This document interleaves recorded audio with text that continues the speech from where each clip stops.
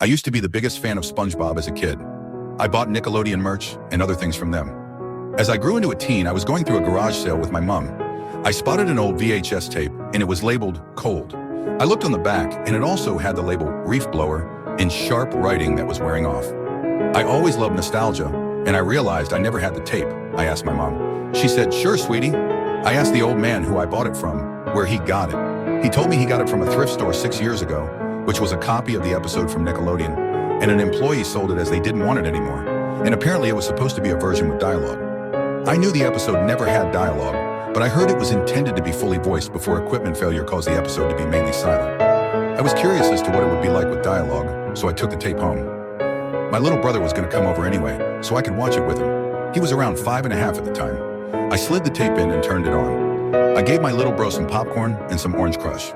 The episode started with the normal intro before transitioning to the title card. The title card said "Cold" with spider webs and a noose in the background. I was extremely confused. Why the hell would there be a noose in a show meant for kids? The unsettling part was the music, which was normally cheerful, had become raspy and reversed.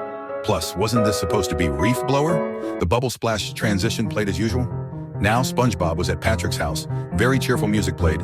Patrick and SpongeBob were having a small conversation until they got into a small argument. The argument graduated into a fistfight. I just thought it was another normal episode, but was mistaken for a Reef Blower copy. That was until something shocking happened. SpongeBob said, "Patrick, you are nothing but a little piece of shit, slimy as Gary's ass. Suck a cock." I was appalled. My little brother only got one of the slurs, but he refused to leave when I told him to get out of the living room so I could review this myself. Anyway, Patrick stood in a shock. Tears filled his eyes. He frowned and yelled, "Fuck you, you son of a bitch." They both stomped away as Squidward watched laughing. SpongeBob went to his home and Patrick stormed into his rock. The bubble transition appeared, and it showed Patrick sitting in his tub. There was no sound, not even the sound of Patrick's blinking. He sat with what looked like cuts on his wrist and a bloody razor blade beside him, and sitting in a puddle of what looked like piss and some cocaine. You could even see Patrick's private parts. I gasped, and this time I demanded for my brother to leave the room. He left the living room screaming and crying. My mom was outside doing yard work.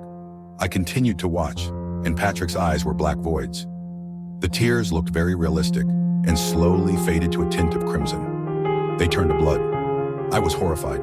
He stormed out of the tub with a shotgun. He went to SpongeBob's house with blood flowing from his eyes. SpongeBob opened the door and screamed. Patrick backed him up towards a wall and had the gun to his head. Patrick let out a demonic growl as his pink finger slowly went onto the trigger. I thought we were friends, but no. Now any last words, you degenerate cunt? SpongeBob sat with a realistic tear running down his face, off his nose. He said, "Burn in hell, you malicious monster." As he knew he was gonna die, Patrick said, "Fuck you too," then pulled the trigger. SpongeBob's body collapsed onto the floor as realistic blood and tissue splattered on the wall and dropped onto the floor. I yelled in shock. Patrick laughed hysterically, but not his normal laugh. It was demonic.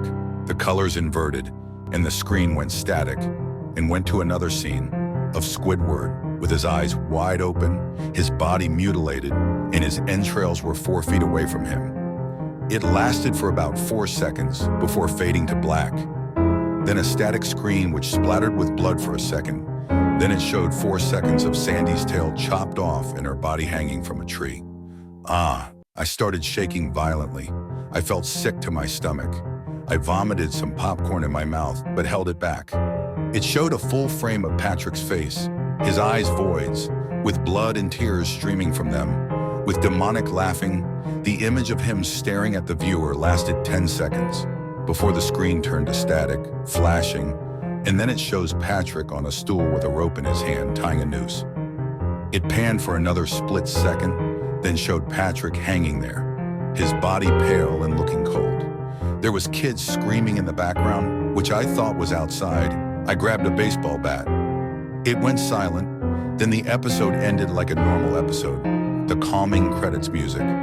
I knew I was not gonna sleep that night. I grabbed the VHS tape and had Mom take it back. Angry after reviewing it, she took it to Nickelodeon Studios. She got a phone call 7 hours later. They said that they inspected everything about it.